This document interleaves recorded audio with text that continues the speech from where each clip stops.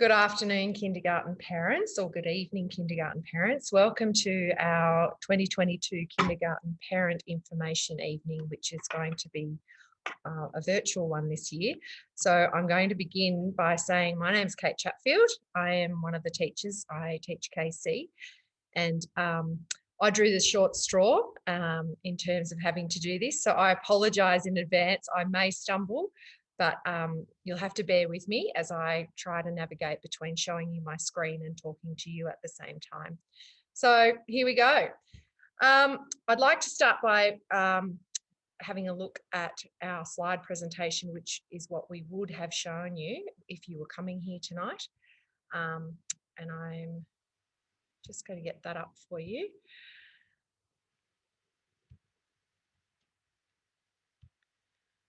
Here it is. And we'll see if we can go to present. So hopefully you are seeing this with me, I think, on the side. I'm not sure. But this is the start of our Kindergarten Parent Information Night slides. So I'm going to start by introducing the teachers. We have Mrs. Whitbread, who is the teacher of KW.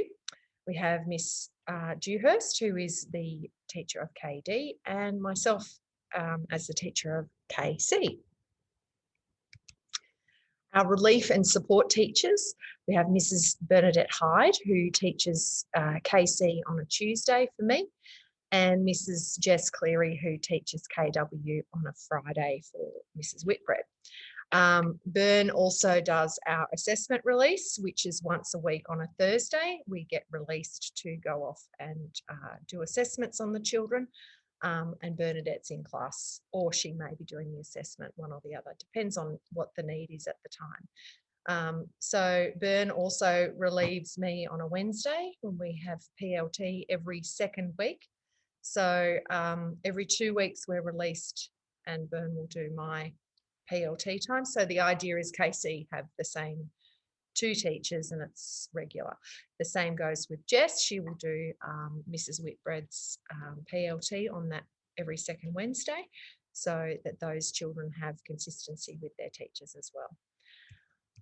And the last member of our team is our honeypot intervention teacher, Mrs. Amy Willis. And Amy will be working with all the children at various times throughout the year in the honeypot, which is another little classroom that we have. It's very special. I hope you get a chance to come and have a look at it. Okay, tonight I'm just going to go through a few things. A bit of admin. I'm going to talk a bit about oral language, a bit about fine motor skills, reading and literacy, and maths. Okay, so trying to keep it as simple as possible so that I don't overwhelm you with information. So kindergarten, what does it look like? We use the term what does it look like quite often. We often talk about it with the children as will, as in what will your work look like, what it looks like. So we have teddy bear picnics, we have bus safety sessions, we have a Stedford, which is Tamworth Regional. A Stedford, COVID might throw a spanner in that, but hopefully we'll get to do that again.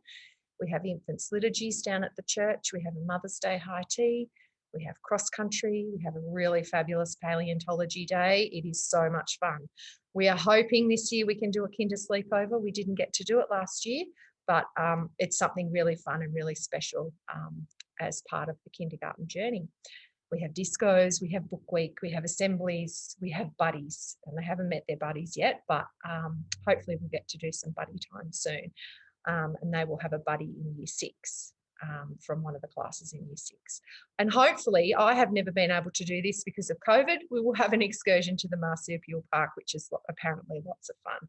So we just try to keep school fun. Our main aim is to love your children and to get them to come to school and be happy to come to school. Okay, that's what we really, really want for our kids. Okay. We're just going to have a little quick look at this, the different types of food that they can have through the day. There's the crunch and sip break, which is just a fruit snack and a glass of water or a drink. No roll-ups, no tinned fruit, no yogurt. Some children do bring in the pureed fruit and that's okay, but they manage best basically if it's cut up. So if you can cut it up, cut up the apple, cut up this the orange. That makes it manageable because it's just a quick 5-10 minute break, go to the toilet, have a drink, and a bit of a brain break at 10 o'clock. Then we go to first break, which is at 11 o'clock, and in infants, that's when we have our lunch. Okay, lunch orders, there's a little thing there about lunch orders. They're paid through the Quicker app. At the moment, no cash at the moment, and we're a nut-free school. I'm going to leave you to read through this. If you want to pause this and have a look through, go for it. But that's when we have our lunch, is 11 o'clock. Then at second break, we'll have a snack, okay, which is just we call it afternoon tea or another snack. And it says canteen is available here, but at the moment it's not, except on Tuesdays. They're starting a treat Tuesday where the children can bring in some money and get a treat just on Tuesdays at the moment. So when COVID, as you're probably very sick of hearing, things change constantly with COVID. So we just have to see how we go. We love to celebrate birthdays in kinder. So if it is your child's birthday, we'd love you to bring to send in something for them on their special day. Cupcakes or icy poles are really good. Another thing is if you just want to buy some packets of Freddo Frogs, they're easy to share. Each class has 29 children and 4 beautiful teachers. But we love to share that little special moment.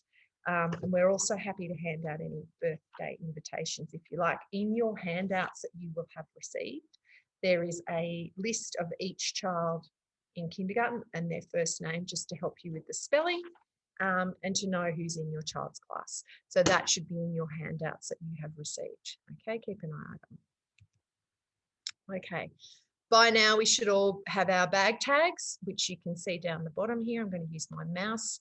So you have a little bag tag and they're all coloured. So each class have a different colour. KC is yellow, KW is pink, and KD is green. So make sure you have that and it's set in stone as much as possible. Try not to make any changes, especially at the last minute, because that creates a lot of anxiety. And the phone ringing after second break and having to chase children and tell them that the routine's changed, it's very difficult when you're trying to deal with 29 children and get them out the door safely. So keep that in mind. Try not to change the routine. It does happen. I've done it myself. Things happen in the day and you can't help it. But as much as possible, try to stick to the bag tag so that we're all on the same page. Okay, this is the timetable. I'm not going to go through this. Please pause it and have a read yourself. That gives you the times for when we do things so that you know what time we're doing things. Sport uniforms, Monday, Wednesday and Friday. We actually do our sport on Friday, but the idea is that the children are more comfortable and they're therefore more active on the playground and having a healthier lifestyle if they're in sport uniform. So that's the reason we have gone to sport uniform for 3 days a week and the formal uniform only 2 days a week. Down the bottom there is a little note about assessment day. I've already talked to you a little bit about that. That's when Bern will come in on a Thursday and share herself between the 3 classes to release us to assess the children one-on-one or in small groups. Okay, so we're going to get into sort of the KLA or the main parts of what we like to teach now. So we just wanted to start today by talking about oral language. So oral language, we always say verbal is vital. So if they can't say it, they're never going to be able to write it. If they can't say it, they're never going to be able to read it. So we have to keep drilling in oral language, rich oral language experiences, explaining things, open-ended conversations. Parents, you are the chief resources, okay? They learn a lot from each other, but they will watch you and the way you have conversations and they will model themselves on that. They will also model that sharing and turn-taking, building that sense of empathy and building that sense of patience and time and listening to people, and that's very, very essential skills. So we want them to be listeners, responders, and sustainers of a language development. So we want them to be able to sustain a conversation, initiate, hopefully one day. They might be a bit shy at the moment, that might not happen, but we're working towards that. So you can promote oral language in your home by, first thing, put the device away. I know that they are just fabulous things, but they are also really detrimental to oral language and to your child. I know that there was a school in Melbourne that had to put a sign up saying to parents, when you pick your child up for their preps, they call them preps in Victoria, don't be on your phone, because so many parents would be at the school pickup gate and their face would be in the phone. And the first thing that that child would want to do is tell their parent or their picker, the person picking them up, about their day, and their face was in the phone. So not only put the devices away for the children, we have to try and put them away ourselves. So put them away, talk to them, play I Spy in the car, cook together, read together, play board games, chat during dinner, make up stories together, retell favourite stories. So retell it, maybe put a twist on it, make it a twisted tale. Play talking memory games, such as I went to the zoo and I saw, and then the child would respond, and then someone else takes a turn in the car and you go around the circle. As with learning to walk, learning to talk requires time for development and practice in everyday situations, okay? And we have to remember and try not to correct them all the time. Just let them feel safe in having a say and putting their hand up to speak and saying something to you, and we have to try not to correct them all the time, because that can be more detrimental than helpful.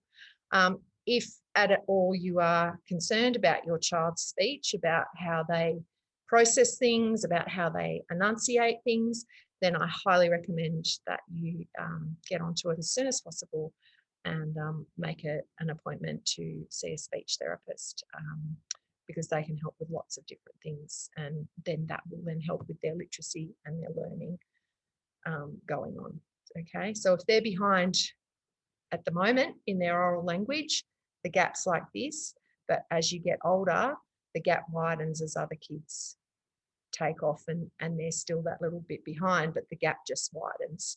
So do something about it as soon as possible. It's really hard to get into speech therapists, but contact us if you need to get a name or see if we can recommend someone. So oral language, that was just that little slide there. The next thing we're going to have a chat about, I'm probably starting to talk too fast. I can feel myself, my oral language is blurting out. But fine motor is something that we're very passionate about. I have here, this is an X-ray, and it has the bones in the hand from age 2 all the way through to age 7. So as you can see, the bones, they don't have as many bones in their hands. And as they grow, more bones develop, more cartilage develops. So we're dealing with sort of this age here, age 5 and age 6. They're not quite fully developed yet. So before they're fully developed, we have to make sure that they're getting lots of opportunity to complete fine motor activities. So they should by now be holding their pencil correctly. I'm going to talk a bit about that in a minute. Colouring, just encourage them to colour within the lines. We always say short strokes, small strokes, or little circles, not this big sweeping colouring in movement. It's expected that they can draw basic pictures and copy triangles. They should also be able to manipulate scissors. And if they can't, then that's something, you're going to have a messy house. I know we have messy classrooms quite a lot.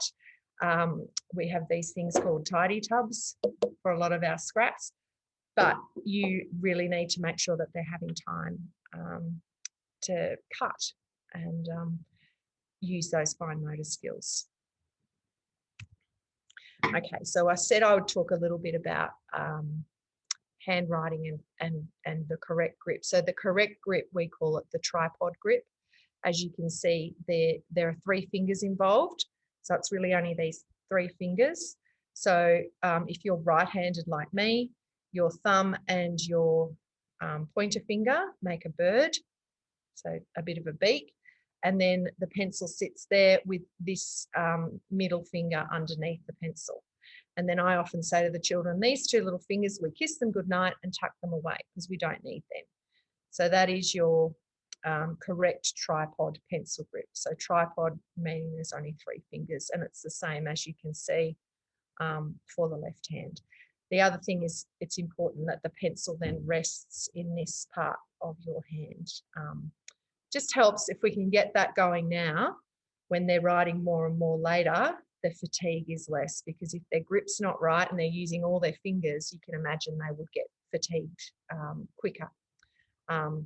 So we're using those 3 fingers and we're trying to make the marks on the page using those 3 fingers. If you need pencil grips, there's plenty available, and they're really great things to have. The other great thing is triangle pencils. You can buy them at Officeworks or Kmart.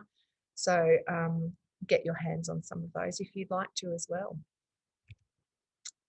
So some other things to remind your child about when they're writing. I'm just going to go through a few of these. Make sure that their posture is 1, 2, 3, 4 are my feet flat on the floor. 5, 6, 7, 8 is my back up nice and straight. 9, 10, 11, 12, this is how my pencil's held. Get them to show you how their pencil's held. And then 13, 14, 15, 16, now we're ready to start our printing. So that's a little rhyme that we say with them every time we're doing handwriting. So make sure that their posture is correct. The other hand needs to be steadying the page. Just keep encouraging them to do that, and just pressing down on the paper with sufficient firmness. If it's too hard, then we need to, probably the grip will help with that, because often when they're pressing too hard, they're squeezing too hard. So they might need a grip to make it a bit more, I can't think of the word, but softer and not as hard holding onto a pencil. So things you can do at home: Play-Doh, kneading, kinetic sand, cutting and pasting, tongs. Use some tongs to pick up things. Use your pegs on at the clothesline, threading, lacing, doing up their own buttons, dressing up, play dress-ups, and they have to dress themselves and try and do all those little things. Spooning, so spooning items into a container like marbles or rice if you want to make a big mess. Pegging, I've already said that. Threading beads onto pipe cleaners is a great one. Hammer and screws, you can buy little wooden nuts and bolts, or if you've got some in the shed, they're great to turn, twist, put them on and off. Create things with rubber bands, and using syringes with coloured water. You could drip try and control the drip, or try and write with the syringe, or write with a paintbrush and some water. Toothpicks through small holes, picking holes with pins. So doing things like that. There are some handwriting top tips. So we have what we call head letters, letters with a tail, and they're either a head and a body, or a tail and a body. So a head letter would be a T or an F or a K, whereas a body and a tail letter would be J's, G's, letters that go below the line. And then we also just have letters that are the body letters, like M, A, N. So in your handouts, there are yellow handouts, and there are some handwriting tips in there that you might like to look at.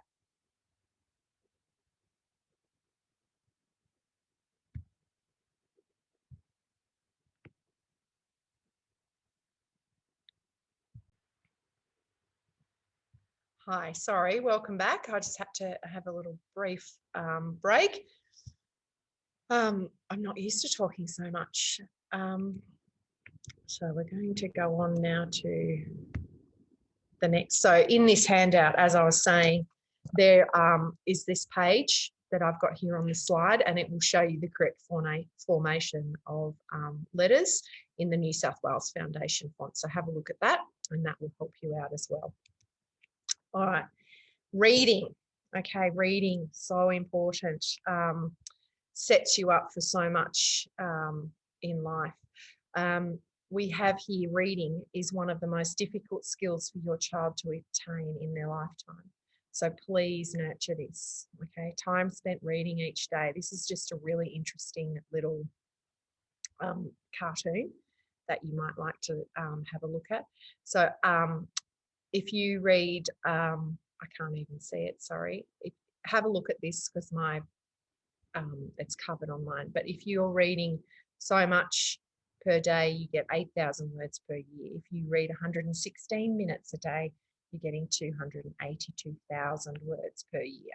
If you're reading 20 minutes a day, you're getting 1.8 million words a year. Okay. So we love reading, all of us, all three of us, and all the support teachers, Mrs. Willis, we love reading. It is so important. It can bring so much joy. It can take you to so many different places. It can give you inspiration. It can make you sad. It can make you happy. It just has so many journeys that you can go on with reading. I'm passionate about it. And it is a hard thing. I know. I've got 3 children myself.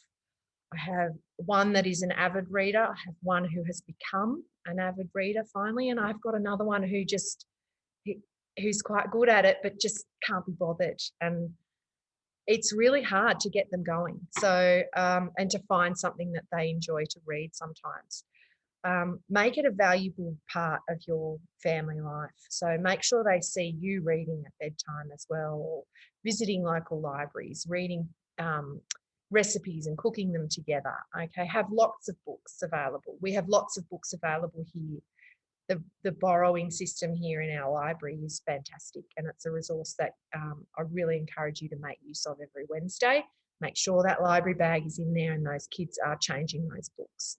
Have some sort of routine. Start. It would help, like for later on when we send home readers home.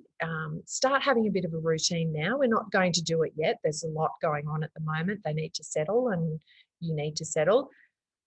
So just develop some sort of routine. You probably already have one where you might read with them at night or read with them in the morning. So it's one of the best ways to develop that positive attitude. All right, make time away from television and screens. We've already talked about that, and I'm guilty of it too. I get home and I just sit down sometimes and think, oh, just don't talk to me. I just want to look at my phone. But I have to make an effort and turn it off, and we all do. And I hope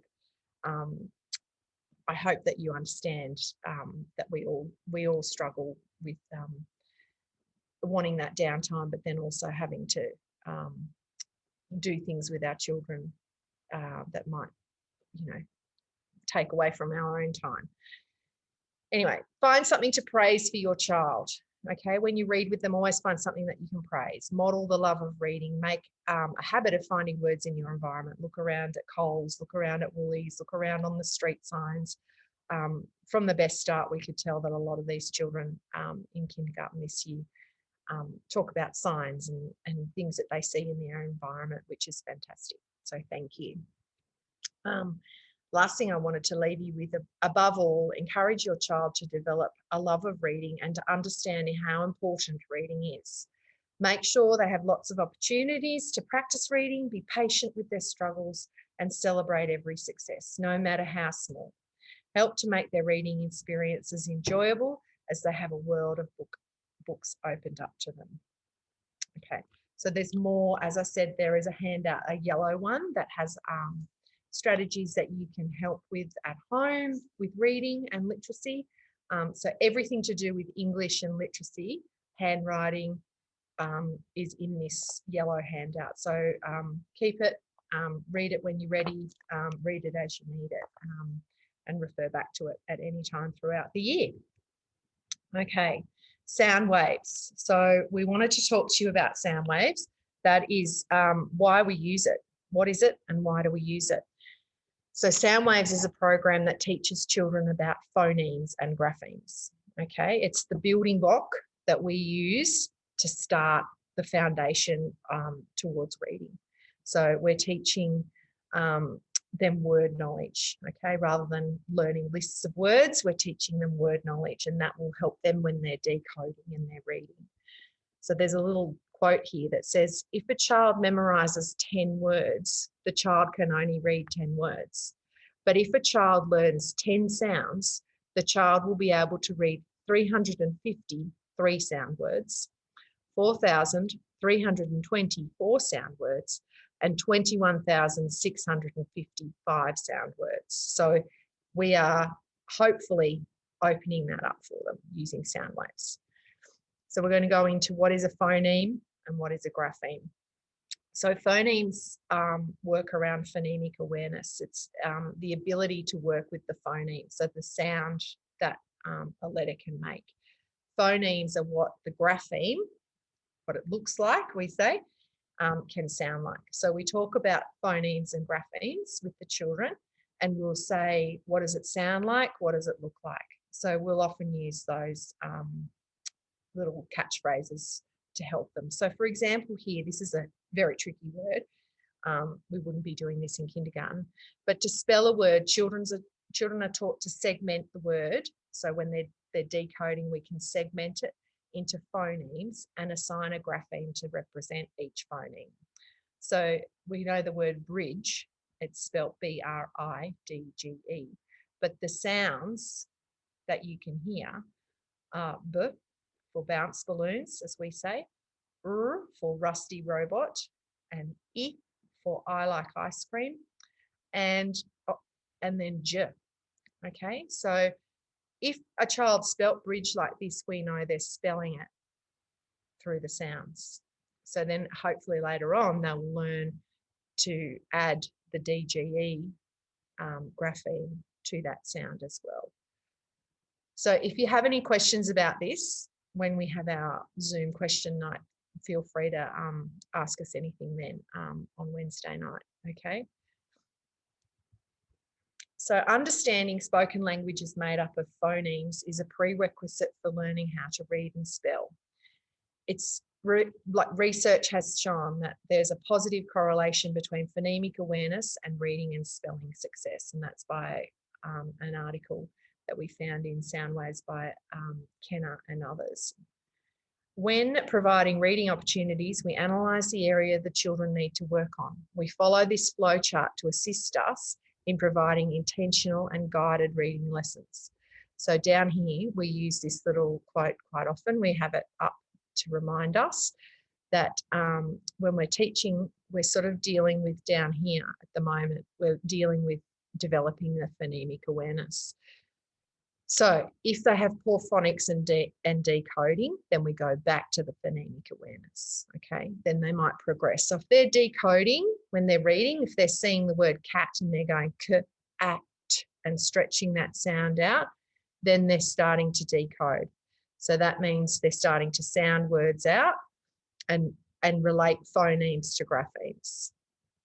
If they're not recognising words and they're not really decoding, we've got to go back to the phonemes down here.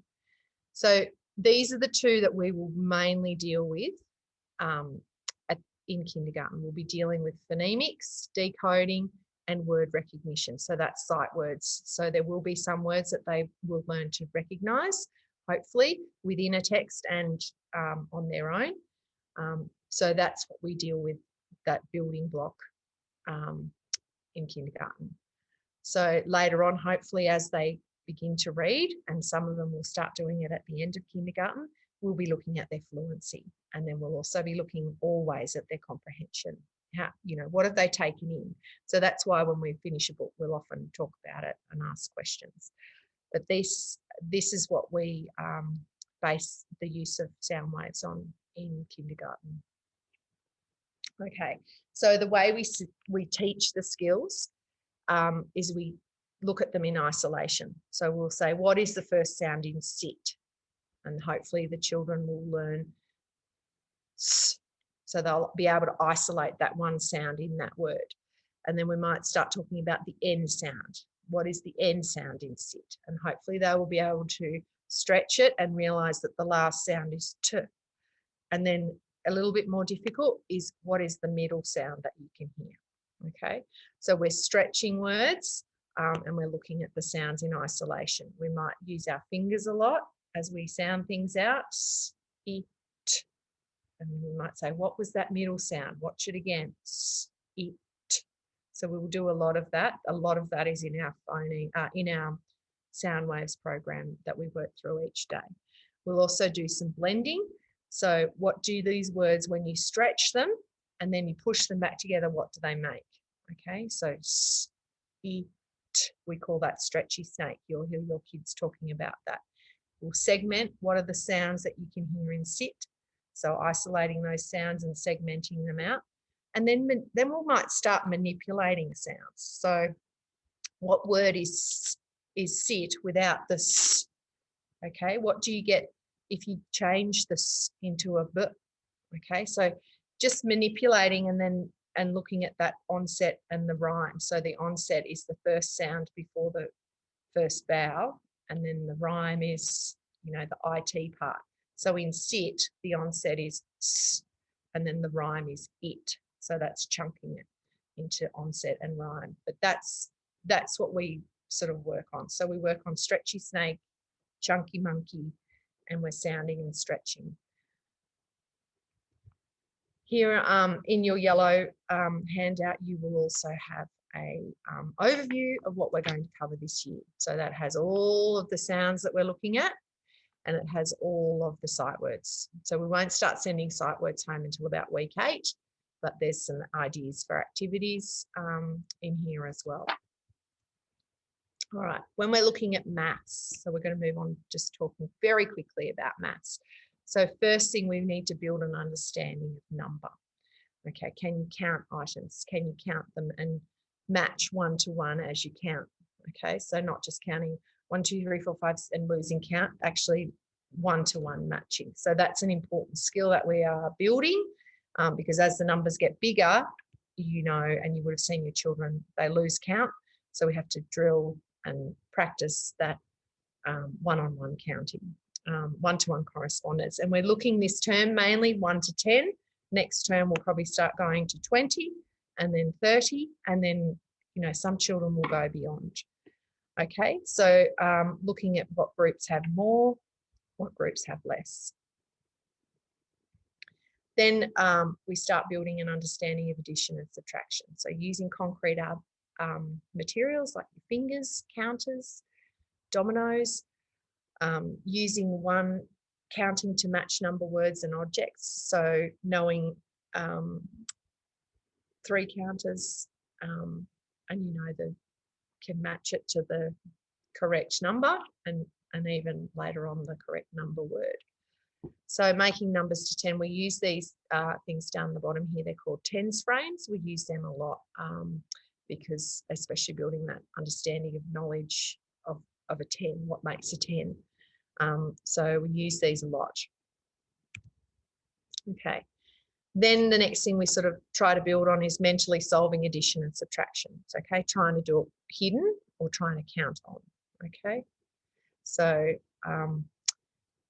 that's what this slide here is, counting on and back when solving addition and subtraction problems. So you're holding the bigger number in your head and you're counting up or you're counting backwards to work out subtraction. And then this is something that will further down the school journey, you build towards what's called the jump, the split and the compensation strategy. So have a little look at those. They are actually in a separate handout.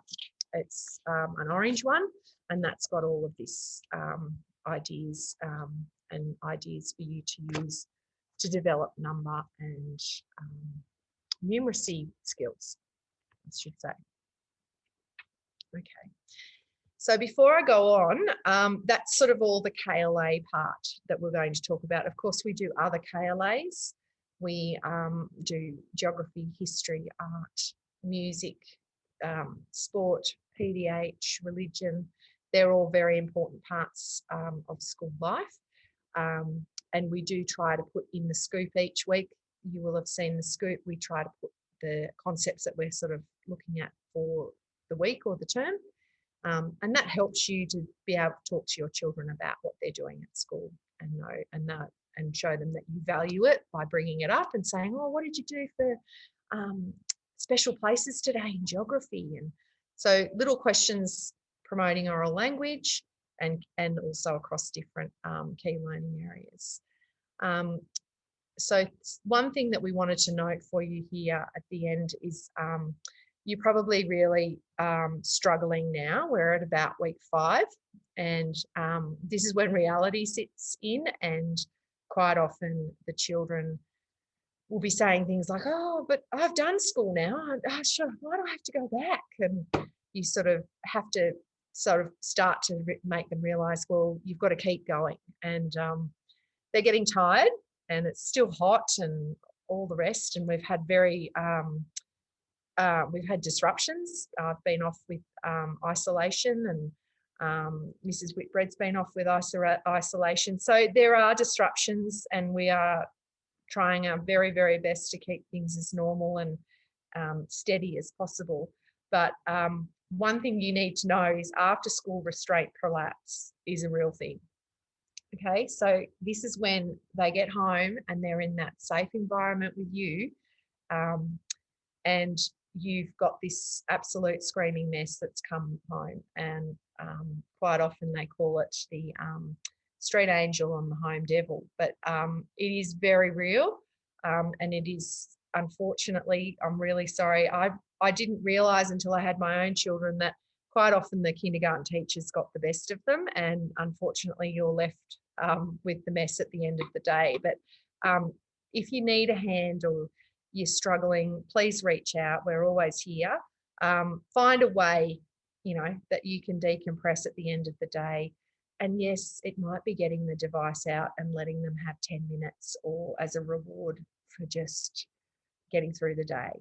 Sometimes they need that downtime too. So they're very busy. Their little heads are going like the clappers, really, and their little bodies are not far behind. And we really do understand that it can be tough.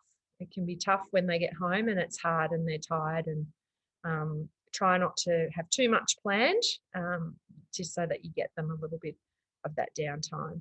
So you might like to go for a ride, or riding a bike, telling jokes, listening to music, simply doing nothing. Okay, they might just like to go in their room and line up their Matchbox cars or play with their Lego. So something daily that is their decompression activity can become your ritual and help you both make your way through those heightened emotions. So good luck, and please, if anything, reach out at any time, because we would love to help, and we'd like to know if we can do anything for you. Okay, one thing we'll leave you with: when you do it for me, when you draw it for me, when you cut it for me, when you paste it for me, when you put it together for me, all I learn is that you do it better than me. So it's really hard to stand back sometimes. I find it difficult to stand back, but often we learn most when we make a mistake, and hopefully that your children are learning that this is a safe place and mistakes are valued and respected, and that they can always have a go. Okay. So the handouts will be home with you. Please keep them. Keep them to hand, because throughout the year you might like to look back on them. So there's the maths one, the literacy one, and then the birthday names one. So you should have those at home with you, and tomorrow night we'll greet you and have a question time. I didn't go too much into housekeeping sorts of things because we felt that it was more important to talk about the learning and to help you navigate that. And I hope we have. I hope that I've helped you. I've talked very quickly. Please go back and listen if you need to. And I look forward to meeting you all again soon, hopefully, and having some fun in kindergarten for 2022. Okay, just a reminder, these are the places that you can go anytime for anything to do with school. There's the Scoop, the Facebook page, and you can always email us. But just remember, during the day, we're on class and we probably won't look at it until we get home or at the end of the day. So our day, doesn't really allow us time to often sit and have a look at our emails. So if it's an urgent message, like a change of routine or something, then probably a phone call to school would be the best way. Don't forget to read the newsletter. There's sometimes little photos in there, so you never know. Your child might be in there as a little photo, which is always nice. And hopefully those communication outlets will help you every time. And just always keeping an eye on Compass as well. All right. Well, thank you so much for your patience and for going with the flow with this virtual presentation. And I hope that you're all well, and we'll talk to you soon.